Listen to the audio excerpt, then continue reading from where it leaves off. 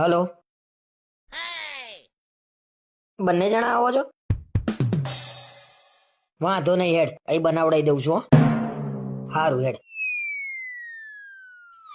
કોનો ફોન હતો? એ તો મારા ભાઈ ને ભાભી ને આવો છે તો એમનું જમવાનું બનાવવાનું છે. એક કામ કરું, બટાકાનું શાક, ભાખરી અને ખીચડી બનાવી દઉં.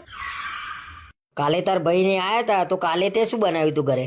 મેં ક્યાં બનાવ્યું તું? આપણે તો હોટલમાંથી મંગાવ્યું તું. આ તો તને ખબર નહીં પડતી? મારા ભાઈ ને ભાભી ને આવ તો ખીચડી અને બટાકાનું શાક, તારા ભાઈ ને ભાભી ને આવ એટલે બાર હોટલ માંથી મંગાવવાનું. જબરો ભેદભાવ કરું છું તું.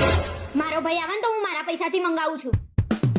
અરે તારા પૈસાથી મંગાવું, મારા પૈસાથી મંગાવું, છેલ્લે તો આપણા ઘરના પૈસાથી મંગાવું છું ને તું.